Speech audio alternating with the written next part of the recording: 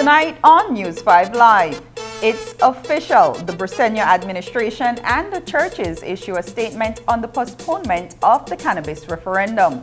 Lake Eye Area Representative Cordell Hyde speaks on the state of emergency in his constituency. And the U.S. declares monkeypox a public health emergency. What is Belize doing to prepare itself? These stories and more coming up on News 5 Live. Make your summer better. Over $35,000 in cash and prizes with Smart Summer Sweepstakes. Here's how you can enter for a chance to win. Purchase any device, sign up for a smart postpaid, broadband, or VoIP plan, use $50 or more regular prepaid credit, do a SIM swap, or text to the short code. You win 8946. And in the body of the message, enter the number of entries you would like to purchase. Each entry costs only 50 cents. Don't waste any time. You can be the winner of weekly prizes starting July 1st. All methods give you more chances to win. Airline tickets, overnight stays at numerous resorts, cash prizes, gift certificates, and much, much more. One lucky person will win the grand prize of a $10,000 shopping spree courtesy Court and Smart. Promotion ends September 16, 2022. So make your summer better by getting in the race to win with Smart Summer Sweepstakes. Smart, bringing people together.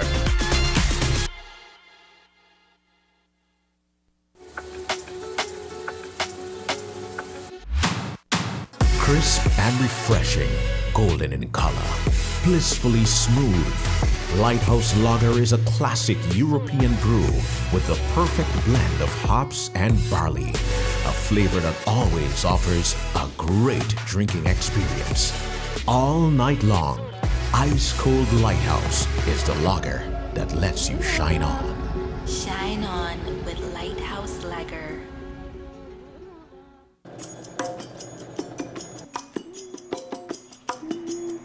Keep still now. Ouch. I tell you no move. Wow.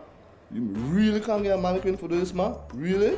Well, son, if I never lend you the $2,000 to buy the kids' computer and the book, I may have the money for buy my mannequin. It's definitely better to borrow from the bank than from your friends or relatives. This way, all you owe is money. Would you like me to turn around? That would be good. Turn on, turn on, turn on. Take advantage of the back-to-school promotion currently being offered by the Belize Bank. Calling all young performers. It's your turn to take the stage. If you have the talent, we have the show for you. Here's your chance to perform in Belize's #1 children's talent show, Summerfest 2022. Singing, dancing, acting, whatever your talent, we want to see. Come audition on Thursday, August 4th and Friday, August 5th from 9 a.m. to 2 p.m. right here at Channel 5 on Coney Drive. Auditions are open to all children under 18 in any performing art. Don't miss your chance to be a part of the show. It's Summerfest 2022. The 2022 population and housing census is here, and our census staff will visit your home over the next 10 weeks. You may ask yourself, what can I expect when my household is visited? Well, data for the census will be collected in 2 parts. First, the interviewers will list all the buildings in their area of work and record some key characteristics of the building. For example, they will capture whether the building is a dwelling unit, a business, or an institution. They may ask you to confirm some information about the building when in doubt. The second part involves collecting information about each household, such as the number of persons living in the household, the type of dwelling they live in, and access to essential services. Information will also be collected about each household member, including newborns and the elderly. Remember, the data from the census is essential to make informed decisions and policies that could help improve your community. So when we knock on your door or holler at your gate, tell us to count me in. the Statistical Institute of Belize, providing Belize with quality, objective, and timely information.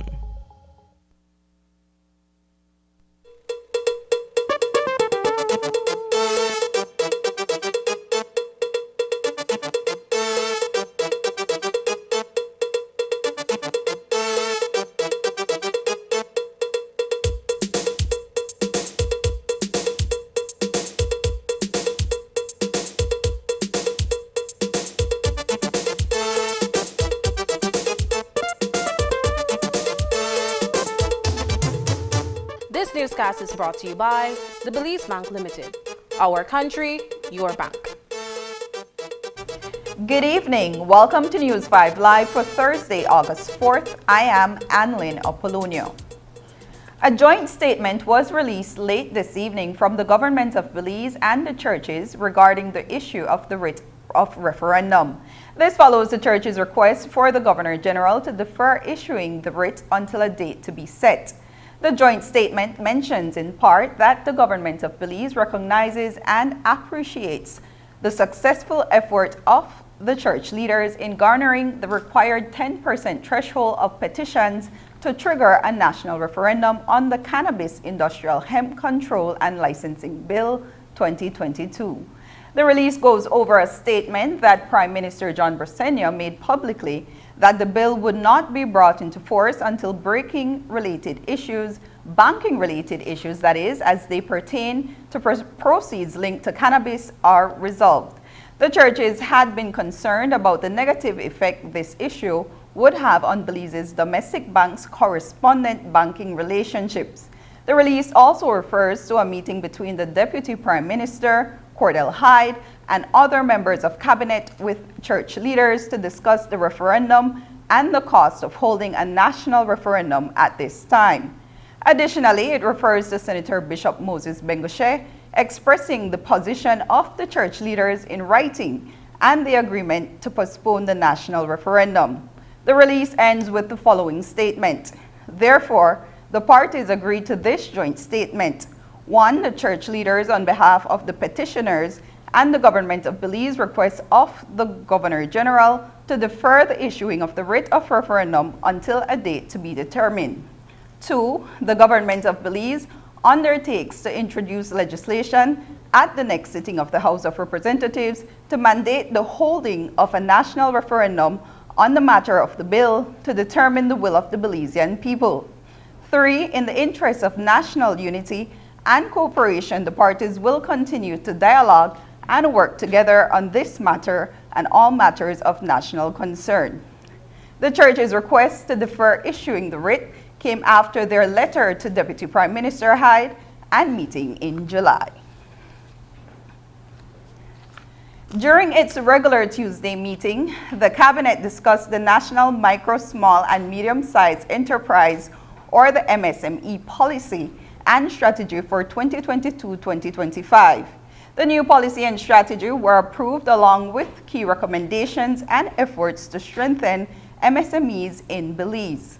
This national effort complements the recent strategy to appeal for support for Belizean businesses by buying locally produced goods and services, noting that MSMEs are responsible for about 70% of national employment and close to 50% of the country's GDP. Through the national initiatives, the government will implement the National MSME Roadshow between this month and November. That first ever MSME Roadshow will be launched this Friday. It will spread to the 6 districts and the major tourist destinations. In other cabinet news, that is, the Ministry of Public Utilities and Energy, through assistance from the European Union, has begun consultations to develop a national energy plan. This plan will seek to make Belize more energy efficient and self-sustainable, using more renewable energy sources to meet Belize's growing population. And lastly, in cabinet news, as the COVID numbers once again subside, a stock taking of where we stand with COVID vaccinations revealed that near the end of July, 53% of the population had received their first COVID shots. 50.8% of them were fully vaccinated, and there were over 200,000 doses of vaccines on hand. In the children category, from ages 12 to 17, 45.8% had received both shots, and of the children from ages 5 to 11, 8% of them were fully vaccinated. A state of emergency came into effect on Saturday morning in a portion of Southside Belize City. The SOE is in the wake of numerous incidents of gun violence amongst feuding gangs in the Lake Independence area, which is the division of Deputy Prime Minister Cordell Hyde. During an interview with the media today, Minister Hyde said that he does not support the state of emergency because it encourages stigma. Here's how he explains. On principle, I don't like state of emergencies. And for practical purposes, I don't either. Because the truth of the matter is you're isolating the very people you need to cooperate with the police to curb crime. It's a broad sweep, a kind of big roundup that of all and sundry, including innocent people. Because the truth of the matter is 60, 70 people that you round up are not going to go together to kill anyone, to commit any crime. So you're really taking up innocence in that process too. Innocent people are being rounded up. Also, within those 50, 60 people that you're dealing with, and so can you imagine how their families feel, their children feel, their friends, the community? They're really pissed. You're isolating them, you know? And in Lake, it's a difficult process for us because not everyone commits crime, not everyone is involved in that. And every time you do a state of emergency in our communities, you're really stigmatizing us. You're really stereotyping our people. And if you do that, then who's going to want to come invest? Who's going to want to come live there? Who's going to want to engage with our communities? So we really have to think long and hard before we go to that level. Like that has to be an absolute last resort. You cannot just willy-nilly decide, okay, we're tired of this. These guys are not listening. We're going to have a state of emergency. That has to be a last resort. So what is the solution for the situation in Lake Eye? DPM Cordell Hyde says that there are many factors over time that have led to the current state of affairs and that the solution has to be methodical. Minister Hyde says that mediation should be done in the short term. This is a 30-plus year problem, you know, right? So you're not going to deal with this overnight. This has to be very methodical. You know, I feel like there's no problem in this country that education cannot solve, that education cannot fix. And I think that has to be our priorities, to make sure that our children go to school, make sure they stay in school, make sure they graduate from high school and even sixth form. Because the truth of the matter is, it is far less likely that a person who graduates from school, high school or sixth form, is going to kill someone or is going to get killed. It's not just to stay in school. It's really what you learn in school, what values, what attitudes you inculcate in our students. Because at the end of the day, we want for them to be good citizens. We want for them to be critical thinkers. We want for them to be able to solve problems peacefully without having to resort to violence. But it's more than that. We have to get back to an aggressive campaign where we make sure that the truancy program is active. Make sure that all over the streets, kids, school-age kids are not rambling, are not roaming, are not in school when they should be in school. It's really that simple. In the immediate, we have to continue with the mediation. I'm a big William Dawson Jr. fan. I believe we have to give him and his people his support to mediate and get things done. Ultimately, we have to do a better job as a government of pooling our resources, integrating our efforts, unifying our efforts across the ministries that can impact positively our youths, whether it is to make sure they go to school, make sure they can get a piece of land, make sure they can get a decent house, make sure they can get a little job, make sure they have access to proper health care. That's all our people want. Our people from the south side aren't different from other people across the country. It's a fundamental lack of understanding what our people have been through. And when you begin to understand what our people have been through, then you will understand that people want the same things. As a part of the government's effort to keep its expenditures under control, it has announced that it will suspend all new hirings, creation of posts, filling of vacant posts, and approval of salary advances, new allowances, workshops, and non-essential purchasing of supplies. The decision to hold back on these undertakings follows the reinstitution of the 10% that public officers and teachers were paid effective July 1st. The government announced that vacation leave remains at 20 days and sick days in excess of 16 days continues to be treated as vacation leave or leave without pay where the officer does not have vacation leave credits. Coming up, a land clinic for the men and women of the Belize Defense Force.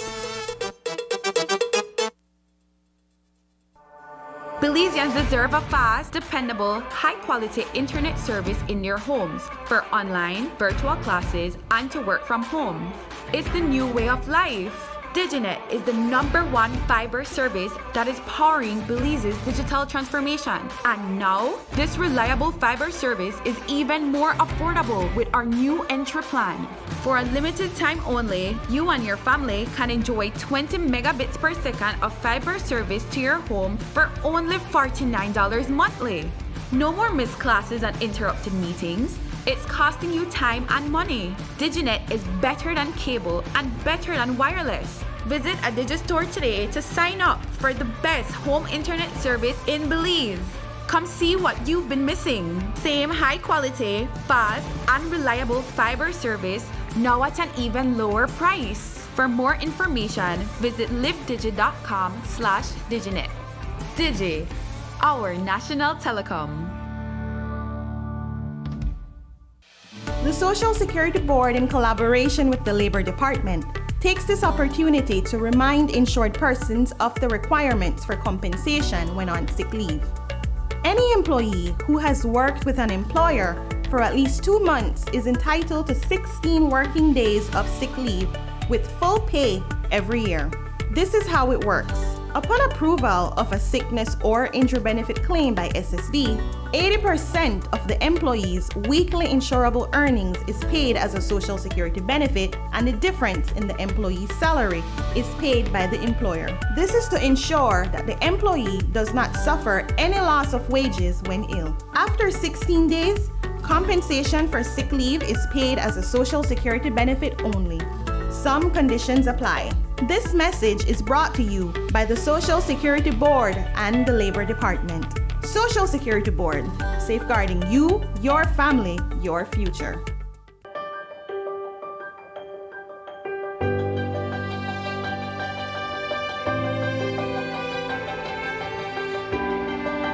This no right. Garbage in the streets, creating dump sites, throwing a trash on the highway. We no fit do that. Only we could stop this. Each of we play an important part in protecting our beautiful country.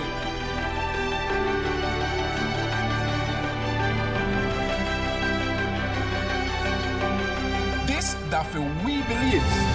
Respect it, cherish it, love it.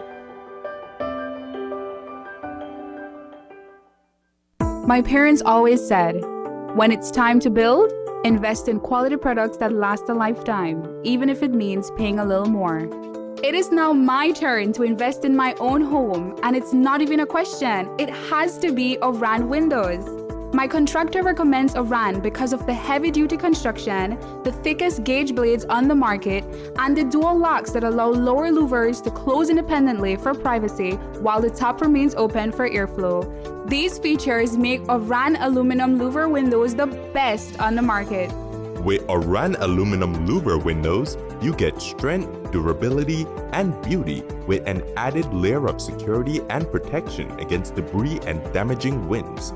Come in and check out the variety of sizes and colors at Design Depot, located at Mile 3 Philip Goldson Highway in Belize City. Calling all young performers. It's your turn to take the stage. If you have the talent, we have the show for you. Here's your chance to perform in Belize's #1 children's talent show, Summerfest 2022. Singing, dancing, acting. Whatever your talent, we want to see. Come audition on Thursday, August 4th and Friday, August 5th from 9 a.m. to 2 p.m. right here at Channel 5 on Coney Drive. Auditions are open to all children under 18 in any performing art. Don't miss your chance to be a part of the show. It's Summerfest 2022. Since 2021, the Ministry of Natural Resources has been going across the country setting up land clinics.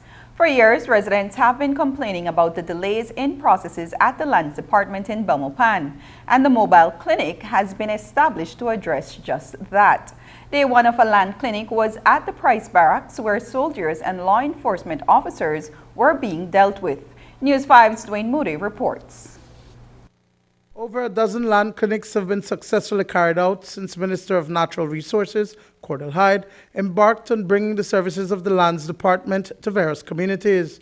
Today, the men and women of the Belize Defense Force were the focus of the clinic. A few months ago at our Sand Hill Land Clinic, the BDF came out in droves. Must have been a couple buses of them. And so we promised them that they don't need to subject themselves to that we'll bring a special operation for them here. I don't think they believed, and we've put it off a couple of times, but we're here, and really it's about giving them a really special treatment, because what we are going to do is we are issuing purchase price approvals for them, and then they are going to pay, because they've said they have the money to pay, and so they are paying immediately and applying for title immediately, and so we are hoping that by tomorrow to issue the titles to these folks. It is a welcoming gesture, says Minister of National Security Florence Marin Jr., but in the future, members of the Belize Coast Guard will also be engaged in a similar land clinic. I'm grateful to Deputy Prime Minister Cordell Hyde, because if you notice, he moves around the whole country. So he not just moved necessarily to the divisions, but he also come to the Belize Defense Force. We're working with him as well in the proximate future to get into the Coast Guard. So I can tell you this will be a huge relief for a lot of soldiers between today and tomorrow. Over 200 soldiers and civilian workers with the BDF will be assisted over the 2 days.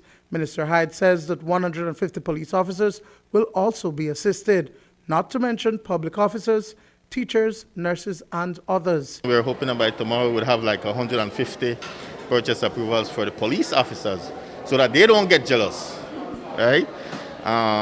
We have a firm outstanding commitment to our police officers, our nurses, the medical and dental people, workers from niche, stevedores, and we do have some outstanding ones for the teachers. We've issued some hundreds to them already. Just last night I was calling with Elena about how many exactly we have outstanding for them, but we are giving them a firm commitment that by the end of the year we would have delivered all that we promised them. I hope I didn't forget the public officers. I can't forget the public officers.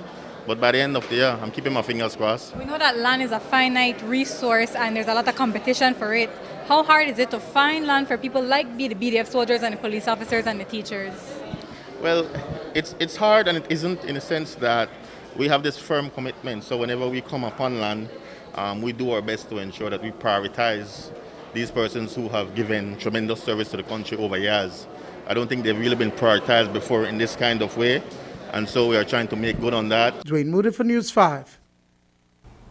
The Ministry of National Defense and Border Security, along with a team of engineers, visited the Sarstoon Forward Operating Base in the Toledo District on July 29th. The visit follows reports concerning the integrity of the FOB due to erosion.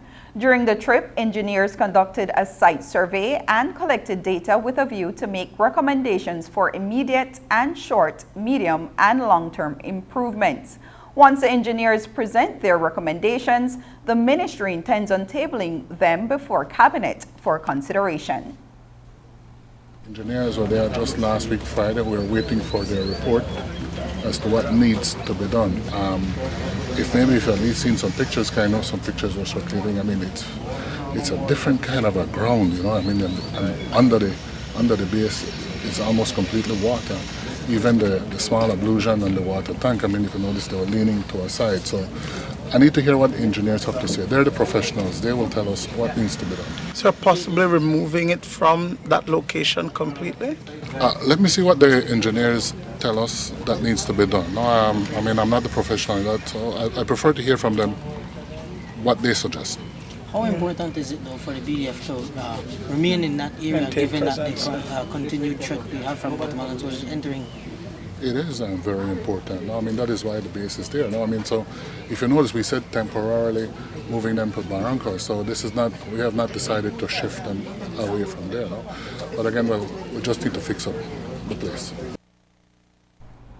When 23-year-old Micah Miguel took her own life last week, her grieving family did not expect that they would have to forego a proper send-off for the Belize Defense Force soldier. Suicide is not an issue that is often covered in the media. However, the circumstances surrounding the treatment of the woman while enlisted raises serious concerns. There are allegations that Micah may have been among the women who were abused by their colleagues in the BDF. In fact, reflecting on his daughter's trials as a private in the military, Michael Miguel told reporters that there was a lot that she had to deal with in Dangriga. In the wake of her death, the family has had to deal with another unfortunate ordeal regarding her burial. News 5 spoke with her father, Michael Miguel, this morning in Ladyville. The Thursday I talked to my daughter, and I tell her, baby, I get my phone, so I take the picture for her, and I send it to her. He said, and he answered me the Thursday. He said, Daddy, I come home, you know, and not know that she have a lot of problems in the camp. And I hear that they start to bully her in the camp, and that's how she decided to go on and take her life. I heard about it too, so that's why I make the media come, because this have to stop after that. The happening will be there, because I am an ex-militant too, no? So if that they go on in the BDF, and I hear a lot of allegations about it, about my daughter with it too, you know. So I make the media come for make I publish this and make it go further, you know. Did Micah ever tell you she wanted to go to the police?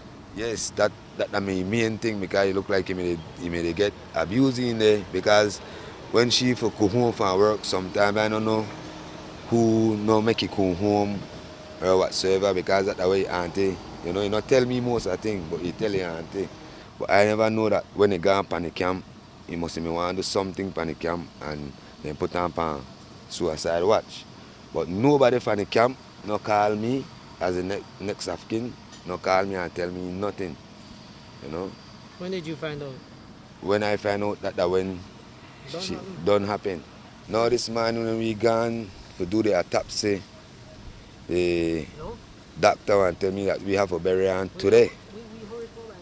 We have to bury him today because it done decompose, you know. So I want to know why they never put on good ice to preserve the body, you know.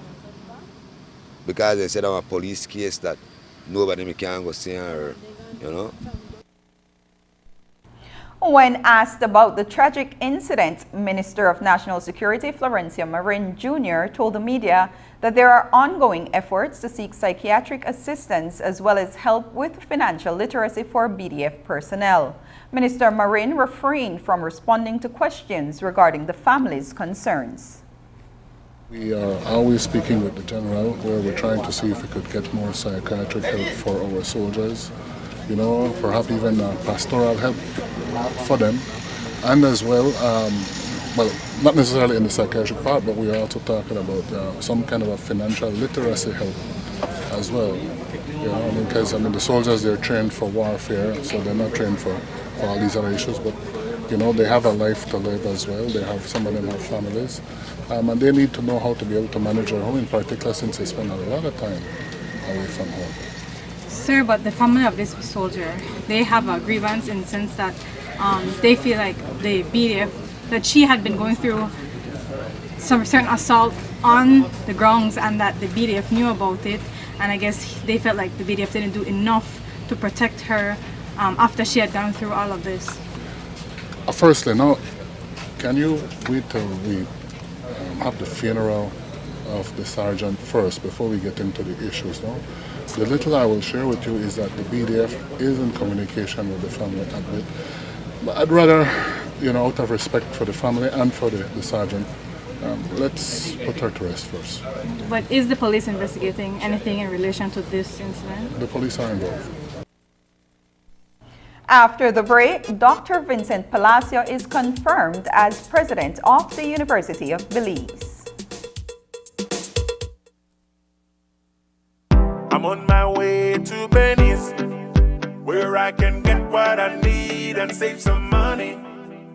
After 75 years in the business, nobody do it like Belize. Hello, how may I help you? Anything you need, we got you. Whether it tools or tiles, lights and fans, we are serving with a smile. Genuine plumbing and electric supply, quality construction supply, heating and air condition, 100% Belizean. Belize, celebrating 75 years. Quality and savings, quality and savings.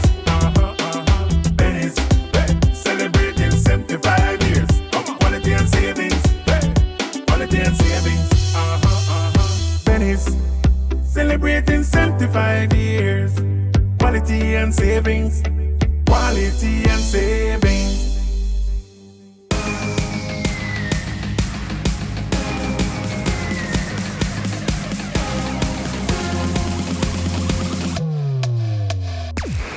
Download the SmartStream app on the Android Play Store and create your account to get access to movies and stream at home or on the go. Prepaid customers can purchase regular data packages or get a discounted rate on a special SmartStream package by dialing 7737. Postpaid customers will be billed monthly. Never miss a movie again with SmartStream. Medriva is the safest and most reliable taxi service 24/7 countrywide. Get to your destination on time. No more calling. Just pin your location or schedule your ride and a Medriva driver will be at your doorstep. Whether you're going to work or picking up a loved one, there are 3 categories to choose from: budget, economy, Island Lux. Try our services today and earn loyalty points on each ride to get cashback deals on your next ride, or sign up to be a Medriva driver. Just be sure to have your police record on hand. Transportation services at your fingertips. Download the app today. Medriva, opening doors to new opportunities.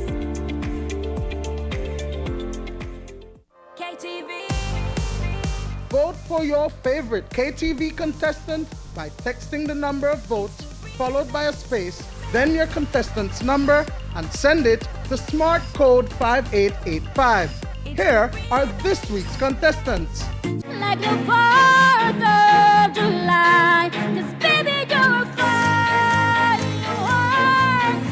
Te me desapareciste como agua entre mis manos. No more, it can now wait. I'm yours. Yes, I would die for you, baby, but you won't do the same. Ooh, what are you doing to me? What are you doing now? What are you doing to me? God gives me power. I don't know how, but there's power. Remember, voting ends on Sunday at midnight. And don't forget to tune in every Tuesday, live, only on 5.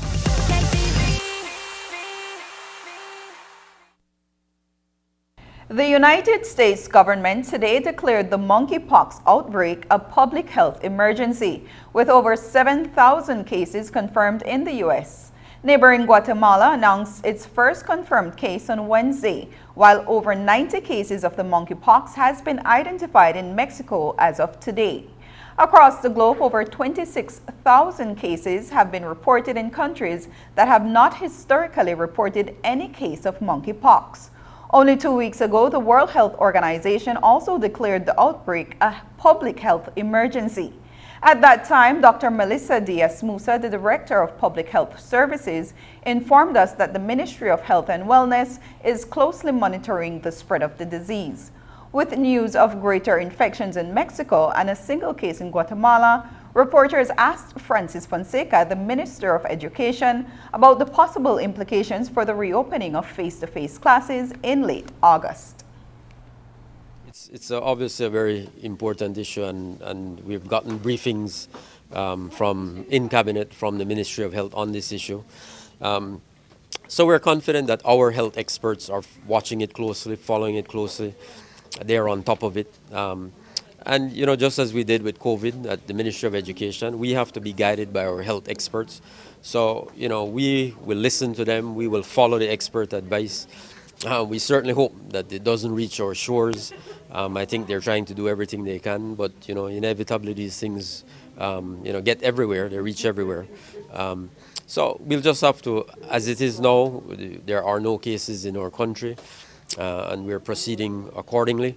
If that changes, then we will have to sit down with the Ministry of Health and get advice from them on how we proceed. And with no confirmed case of monkeypox in Belize, schools across the country are preparing to welcome returning students at the end of the month. Minister Fonseca also gave an update on how the preparation process has been coming along from his ministry's end. Here is what he had to say. I'm never satisfied. I think we have a lot of work to do, but we're doing the best we can. I think we, you know, have ensured that we are engaging with all our stakeholders in education. That everybody understands that we're coming out of a very difficult and challenging period, and that we have an absolute duty and obligation to double down and work even harder than ever before to ensure that these young people who are in our care and custody, you know, get an opportunity to recover some of the lost learning that they've lost over the past 2 years, you know, and help them to move forward. And as you all know, we're taking decisive steps to support that objective. As you were, I believe you were at the launch of the curriculum.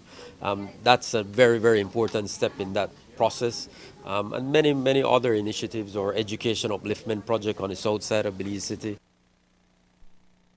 In July 2021, it was announced that Dr. Vincent Palacio, the then Dean of the Faculty of Management and Social Sciences at the University of Belize, would be named the interim president of the National University. 1 year later, Dr. Palacio has been confirmed as the president of the University of Belize. It is a move that the Minister of Education, Francis Fonseca, says will take the flagship tertiary level institution to the next stage in its 22 years of existence. Just yesterday, we celebrated in Belmopan on the UB campus the 22nd anniversary of the founding of our National University of Belize. As you said, Dr. Vincent Palacio has been the acting interim president. That process is undertaken by the Board of Trustees of UB. They have a comprehensive search process. They appointed a search committee.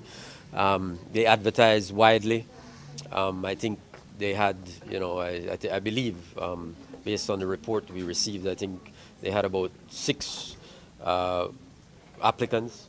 They engaged in a comprehensive process, interviews, and at the end of the day, they recommended, because as you know, under the UB Act, the president is appointed by the Governor General on the advice of the Prime Minister. So at the end of that process, the search committee recommended that Dr. Vincent Palacio be appointed to the post, and that recommendation was accepted by the cabinet, accepted by the Prime Minister. He consulted with the leader of the opposition, and will be, and the Governor General will then proceed. I think, you know, we've had a number of, I've had the opportunity to, at the invitation of the board, to meet with them and talk to them about certainly my vision for the university. I think, you know, I think we have a shared vision. I think Dr. Palacio understands that the university, the National University of Belize, is really the flagship institution of our education system. It has to be a leading voice, a leading light in education. and has to be at the forefront of national development issues. That is something I have stressed, and I think they understand that. The United Democratic Party is calling for a full accounting of every dollar that was used to finance the Belize International Music and Food Festival this past weekend. A release from the UDP says, quote, sadly, of the 1 million Belizean taxpayers' money spent, the small amount of Belizean artists that were hired amounted to less than 5% of the budget, unquote. The release refers to the investment as wasteful, adding, quote, we believe the proceeds from the concert should go towards national celebrations events like Queen of the Bay, Battle of St. George's Key Day, Carnival, Independence Day, and Garifuna Settlement Day, unquote. Well, according to this week's cabinet brief, Anthony Mala, the Minister of Tourism and Diaspora Relations, was, quote, congratulated by his cabinet colleagues for hosting a successful festival, unquote. When reporters caught up with Francis Fonseca, the Minister of Education, today in Belize City, he was asked about Minister Mahler's report to Cabinet on the event. Here is how he responded. You know, Cabinet was literally the day after the festival had ended. The festival ended on Sunday. Our Monday was a holiday, and we had Cabinet meeting on Tuesday. So it was a preliminary report. And based on that preliminary report, we are satisfied that the BTB met its objectives. The minister has promised a more comprehensive report dealing with the finances of the festival, which he has said he will share publicly as well. So we have not obviously received that as yet, but we are satisfied that the principal objectives of the festival were met. You know, it was an excellent event. I myself attended on one night, Saturday night. I wasn't able because of my commitments with the Emancipation Day to attend on Sunday night. But on Saturday, I thought it was an amazing show. I thought both our local performers and the international performers did an excellent job. We had, I think, close to 5,000 people in attendance. So I think it did a lot to raise the profile, the entertainment profile of Belize. The month of September is quickly approaching, and the National Celebrations Commission is finalizing the list of events for the month. Apart from the traditional celebratory events like the Carnival Road March and the Independence Day ceremony, events that were introduced virtually in 2021 will now be held in public venues. Minister Francis Fonseca gave reporters an update on the plans ahead. I'm very excited about this year's September celebrations. In fact, tomorrow we have a meeting of the National Celebrations Commission. So we have a great calendar, I believe, an exciting calendar. As usual, we're collaborating with all our stakeholders in culture. So, you know, we have some of the big, of course, events, as you know, the big events. So we're planning for September 10th, we're planning for September Independence Day, of course. But we also have, you know, the Carnival, as the Carnival Association has described it, where they're back on the road. So they're excited about that. I think that will be a big show for the Belizean people. As well, we have some other new events that we started last year, but those were virtual, so I don't think people got an opportunity to fully embrace and appreciate them. Those were the awards ceremony that we have. We've started a new awards ceremony every year. And it's a public ceremony. The Belizean people nominate individuals for these specific awards. For example, the Andy Palacio Prize for music, the Leela Vernon Prize for Creole culture and that sort of thing. A number of other prizes as well. We also have we've worked with the University of Belize to set up last year a State of the Nation discussion where the experts from UB lead that discussion and talk about the state of our nation. We're doing that again this year, and we hope to have a big audience this year. We have a youth summit as well. When we return, a new energy policy is developed for Belize. But first, here is the weather forecast with data from the Belize Met Service.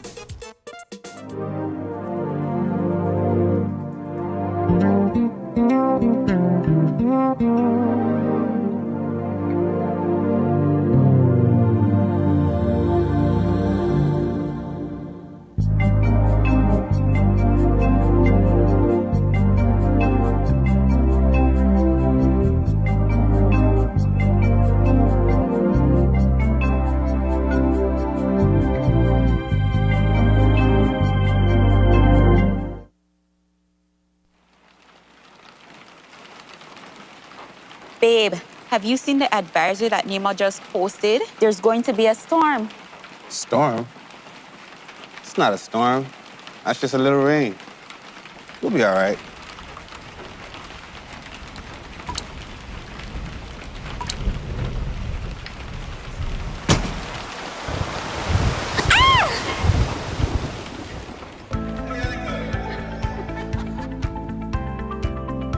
Thank goodness that was only a simulation. But what if it wasn't? Consider this. You've worked hard building your future, your family, your business, your home. RF&G Insurance has policy options that can protect your most valued assets so that you can focus on what matters most. Include RF&G Insurance in your hurricane prep. Remember, it pays to get it right with RF&G Insurance, a Road Group company.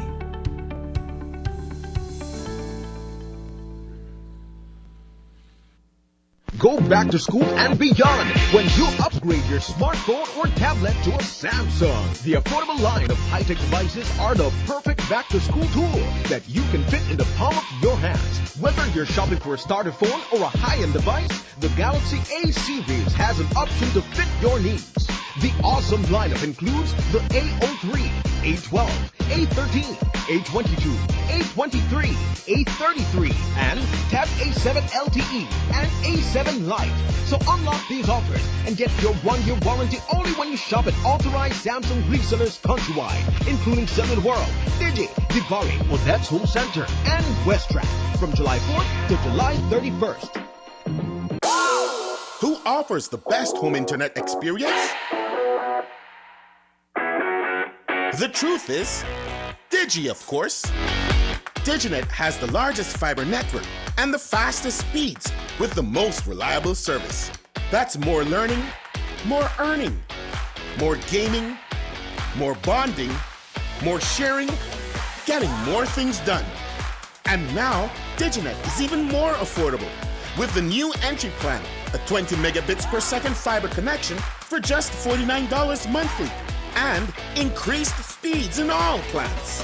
The truth is, only Digi has the ultimate home internet experience, with savings up to $270 when you bundle. Wireless and cable can't give you that. So what are you waiting for? Sign up or make the switch to Diginet today to enjoy more speeds to get more done.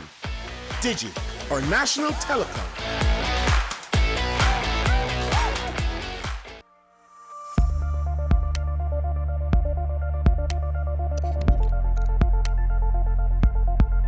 Compostable plastics.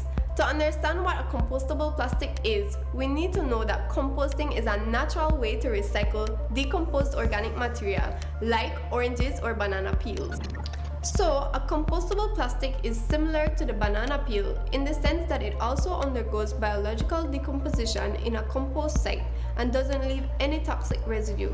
In fact, it breaks down into carbon dioxide, water, inorganic compounds, and biomass at a similar rate of compostable materials. This is great because once properly disposed of, compostable plastic food packaging would be broken down in a manner much kinder to the environment compared to plastics. The recycled materials would return to Earth quickly and safely as soil when disposed of in the right environmental conditions and temperatures. It's important to note that for decomposition to occur, all compostable products must reach a sanitary landfill where there is proper management of the waste through disposal and treatment. Click on the link below to see what you can do to help end the nightmare of single-use plastics. I'm Alison Castillo, and now you know.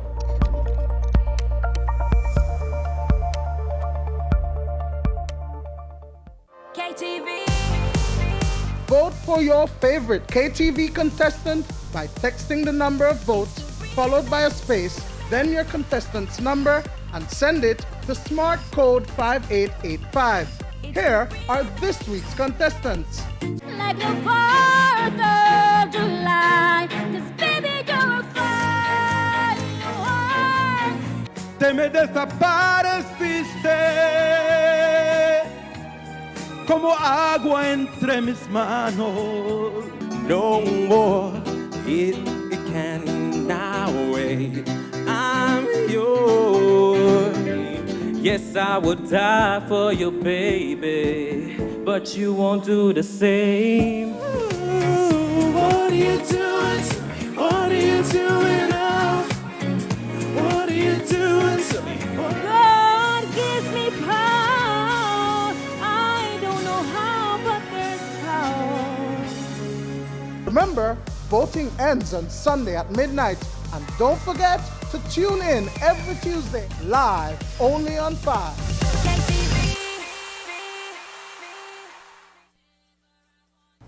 After 12 years, stakeholders within the energy sector have come together to review and update the National Energy Policy, implemented in November of 2011 with the aim to put Belize on a path to energy efficiency, sustainability, and resilience up to 2040.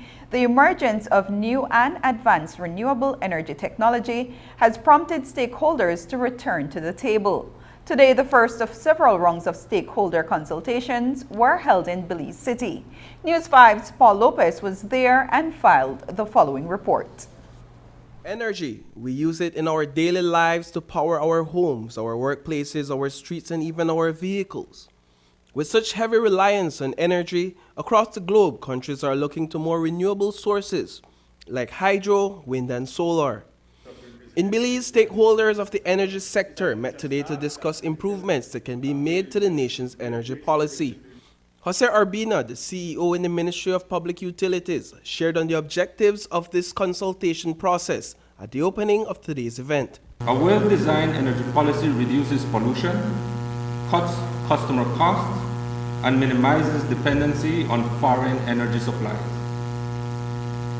Energy cross-cuts our lives and economy in every shape and form. Reason why the energy policy needs to be holistic. As we look into the near future, we speak about e-mobility, distribution generation, microgrids, and many other terms, with a government priority focusing on reducing cost of power while ensuring sustainability. Compared to other Caribbean countries, Belize is the least reliant on fossil fuel. However, over 44% of the nation's electricity is being generated in neighboring Mexico. The hope of the energy sector, based on the Belize Sustainable Energy Roadmap, is to reduce the country's reliance on imported electricity to 12% by 2040 through investments in solar, wind, and biomass energy sources.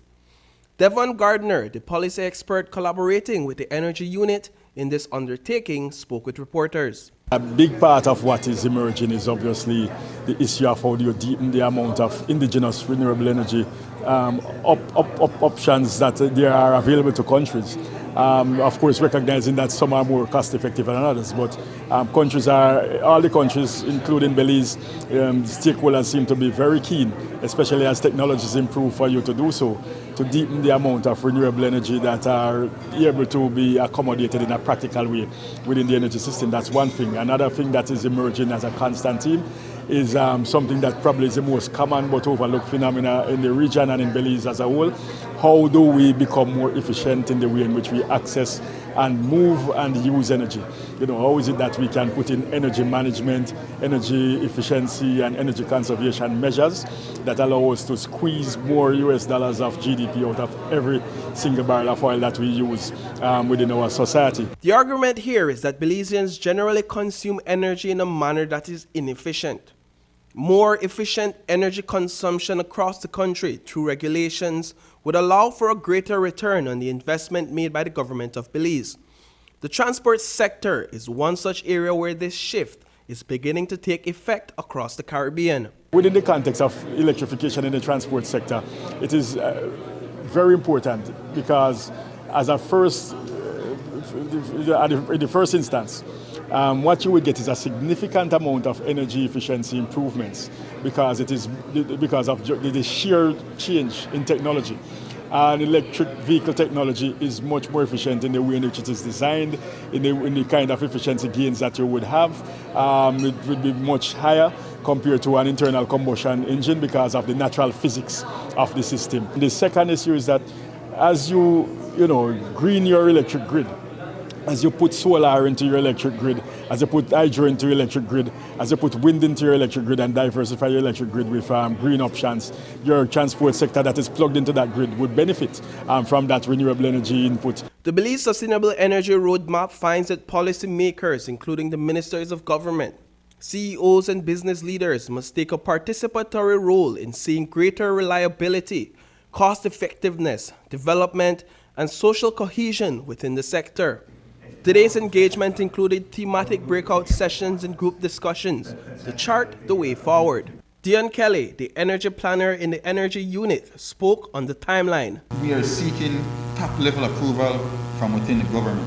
So we're creating a green paper, and after that it should be presented to the Prime Minister and Cabinet for their approval, and then we move on to another consultation with you guys, the stakeholders, and of course the initial policy draft, and from there another consultation, and then by the end of the year we should have this policy finalized with your support.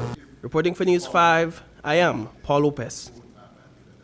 Stakeholders within the energy sector must also take into account the vulnerabilities physical infrastructures within the Caribbean face from weather systems such as hurricanes and floods. Dr. Gardner noted that solar energy infrastructures are just as susceptible to hurricanes and other natural disasters, which could potentially lead to a disruption in energy supply if the right mitigation measures are not implemented. One of the issues which you mentioned around hurricanes and storms and so on has to do with the vulnerability of the energy system. And significant portions of the energy system is vulnerable to hydrometeorological hazards, such as storms, hurricanes, floods. You know, we have seen cases, you yourselves in Belize, where when there's a tropical storm, the electric grid, which sits out there in the middle of the environment, can be torn down by high winds. You know, the poles can get rotted by floods, which might have stagnated water around them for a while. And, you know, much of the system, substations get flooded. If we start to introduce solar photovoltaic systems, hurricanes and storms can damage the panels and the infrastructure there. So we recognize that, like other infrastructure, electricity infrastructure and other energy infrastructure, including ports and the delivery facilities for fuels, are at risk to storms and hurricanes and all kinds of hydrometeorological hazards. And that is a natural part of the environment within which we live in the Caribbean, as you mentioned.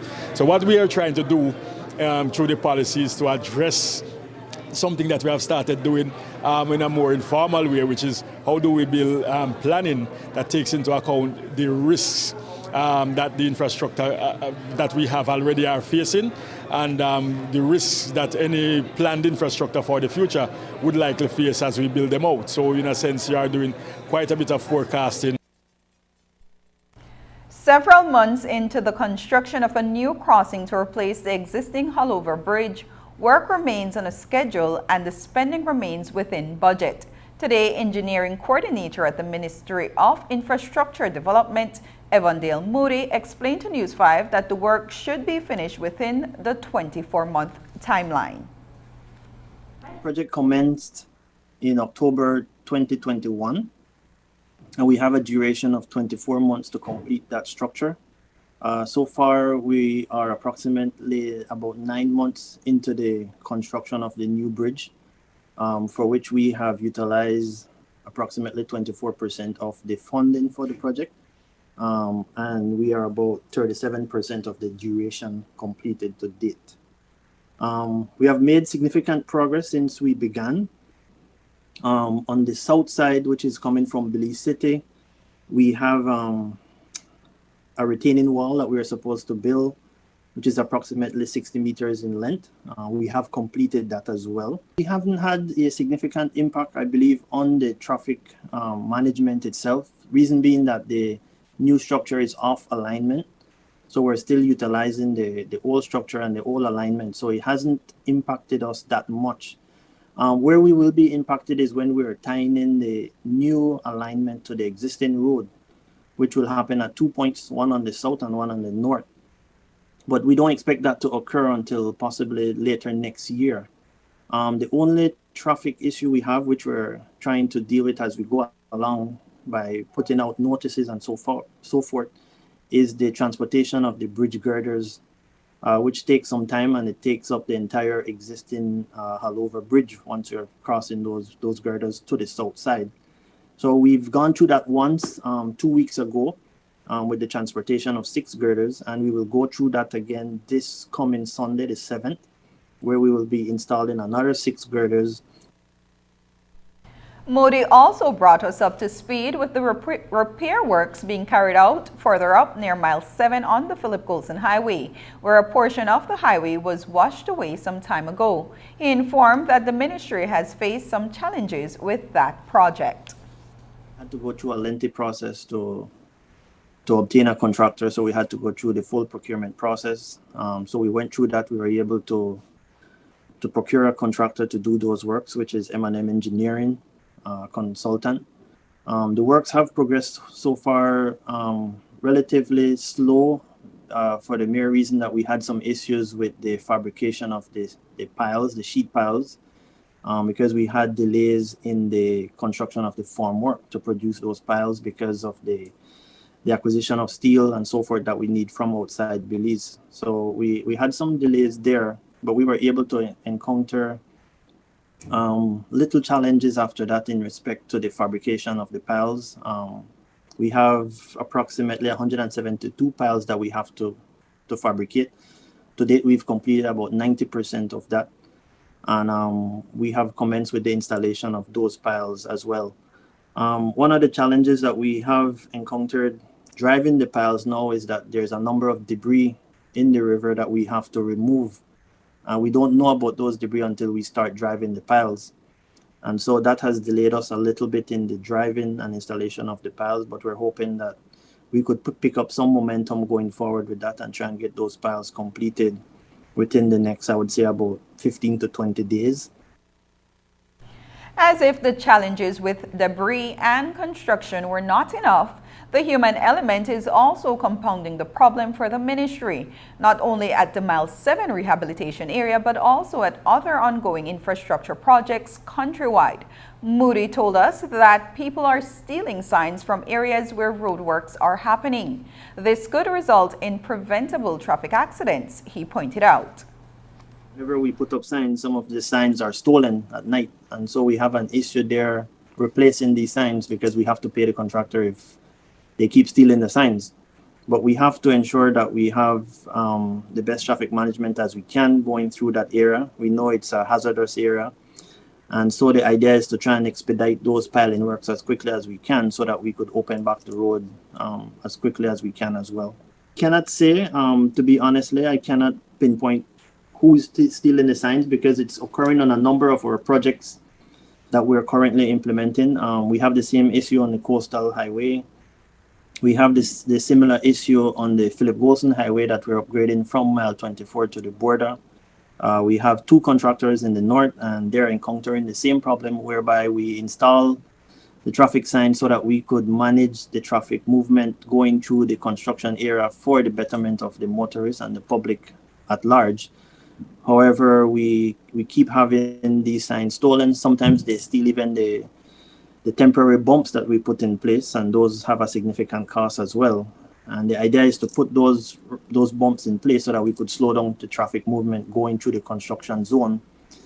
But if we keep getting that, if we keep having that issue, then that will create a problem. I don't think it's other small contractors stealing the signs. I think it's just persons wanting the material, because the signs that are fabricated use an aluminum material or a galvanized materials at point in time, and that could be used for household items as well. So we've noticed that that has occurred because we've seen the signs sometimes laying by in other people's yard. Some use it for Kamal. So it's very important that we have those signs in place, especially during the night, where you may have persons that don't know about the construction passing through these areas and might come at a speed that they don't have sufficient time to slow down, and they may result in an accident. And so it's very important that we encourage the public to at least leave the signs there. I mean, they're for the betterment of all of us. Just ahead, a $200,000 restroom facility for the BDF. Taking its name from the venerable father of the nation, the George Price Highway stretches 77 miles from Belize City to Benqueviejo. Originally built in the 1930s, this cross-country highway system is the artery that links Belize to Central America at the western border with Guatemala. That connection facilitates overland trade, supporting Belize's economic development. Winding its way across the scenic countryside, the George Price Highway from Roaring Creek to Esperanza has been fully reconstructed to meet international standards, with particular emphasis on road safety. A shorter and hassle-free commute is best enjoyed when everyone obeys the traffic laws. To reduce the number and frequency of road traffic accidents, it means that a seatbelt must be worn at all times and the speed limit observed when traveling along the highway. It also means that pedestrians must use sidewalks and crosswalks where available. Buses should only board and discharge passengers at a designated bus stop. Road safety is everyone's responsibility. It begins with you. When all hope is lost and the days ahead look grim, we find ourselves looking for someone to shake things up, rescue us, and point us in the right direction. What if the one we've been waiting for has been here all along? Join us for our new series, Troublemaker, as we learn about a man who wasn't afraid to stand up for what's right to make this world a better place.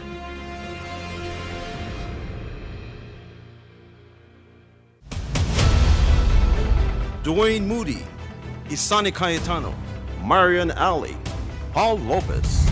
Your News 5 Belize teams do whatever it takes, go wherever they need to go, so you can catch the story wherever you are, whenever you want, on whatever device.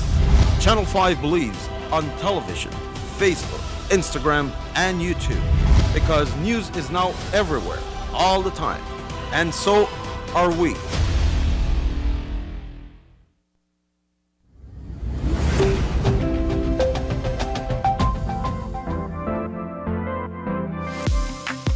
I'm always on the go, and the country is my home. So when I want to get away from it all, I immerse myself with my favorite movies, all from the new Smart Stream app. It's easy to use this service. Purchase your movies from the app and use your mobile data, Smart Stream data packages, or smart broadband to stream and enjoy. Be like me and stream on the go with Smart Stream.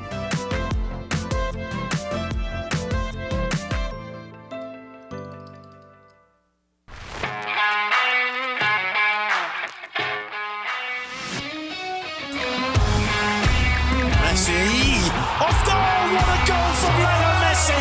What an incredible strike from Leo Messi!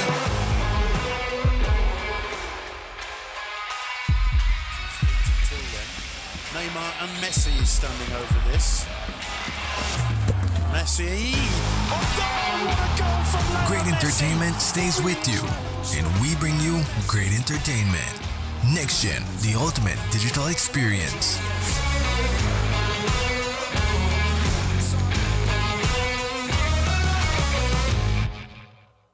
Hello eCash user, the eCash app is now available in Spanish. Changing the language in your eCash app from English to Spanish is quick and easy. Let me walk you through the steps. First, open your eCash app. Enter your PIN. Tap the More icon at the bottom of your screen. Choose Security. Select Language. Tap on Spanish. Then re-enter your PIN. And that's it! Your eCash app is now in Spanish, and you can continue to enjoy your eCash digital wallet. Belize Bank's eCash app makes life easier. Reports are that representatives from the aggregate mining company Vulcan Limited, which has been operating in Belize under Caracol Holdings Limited, will be visiting the country next month, particularly the private property of White Ridge Farms off the coastal road near Gales Point, Manatee.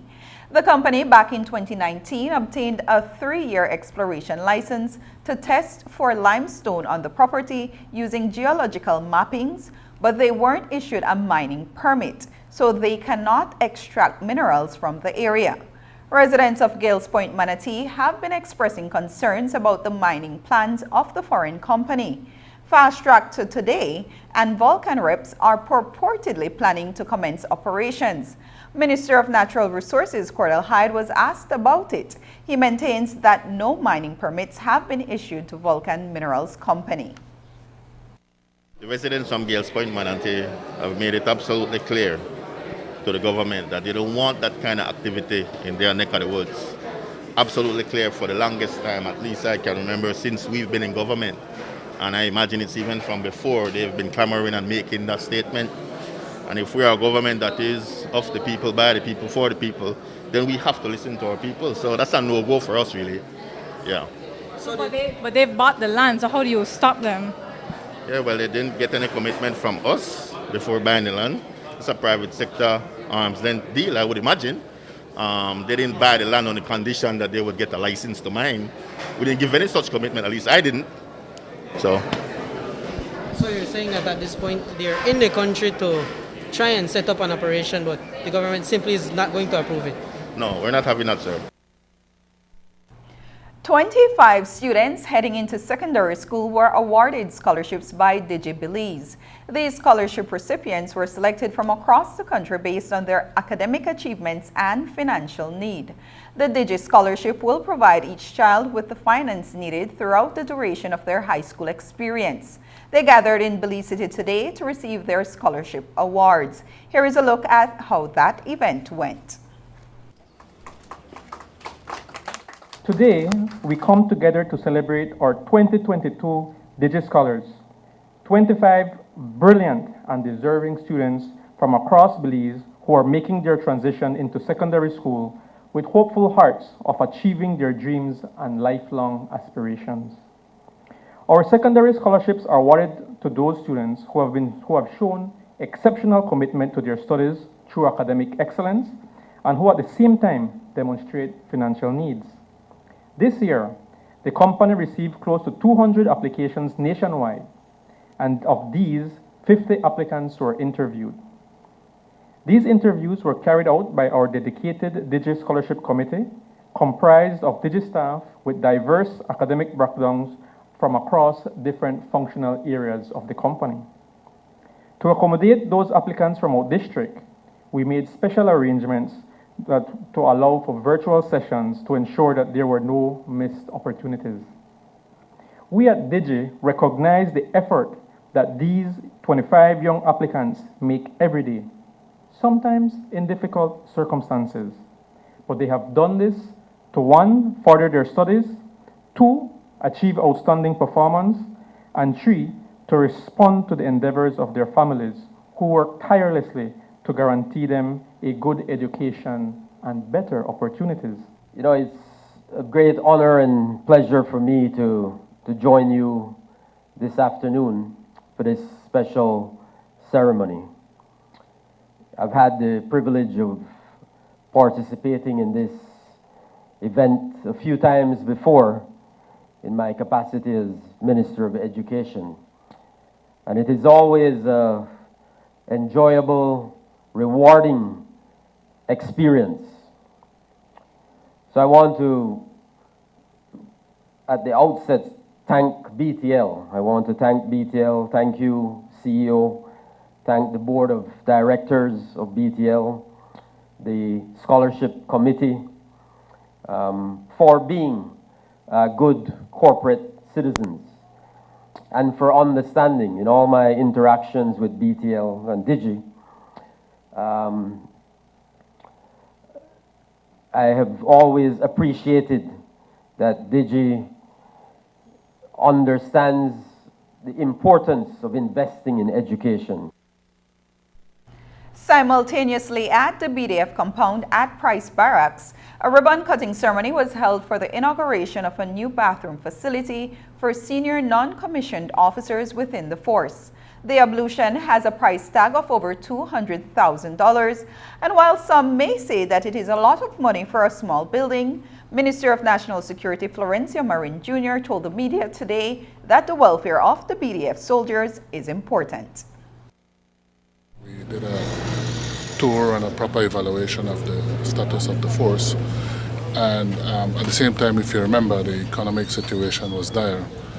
So sitting down, we reflected how we can move, and what we found out is that the first priority is that we must deal with the welfare of our soldiers. Welfare, welfare, welfare.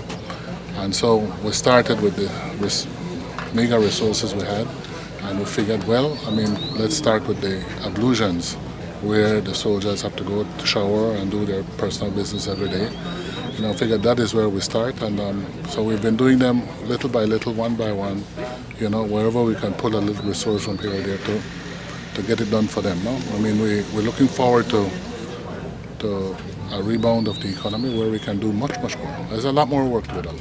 Now, I understand that in the case of this one, it was knocked down completely and rebuilt. Yeah. It's not no retrofitting that really took place. Yeah, because not all of them can withstand the retrofitting. Some of them are, quite frankly, should just be knocked down, and this was one of them. The cost of this building? Just a little over 200,000. And that's the news. Tonight's broadcast is available in both text and streaming video at channel5belize.com. You can also connect with us on our Facebook page at facebook.com/News5Live. I'm Annalyn Apollonia. Thanks for joining us. And from all of us here at News 5, please remember to wash your hands, keep your social distance, and stay safe. Good night.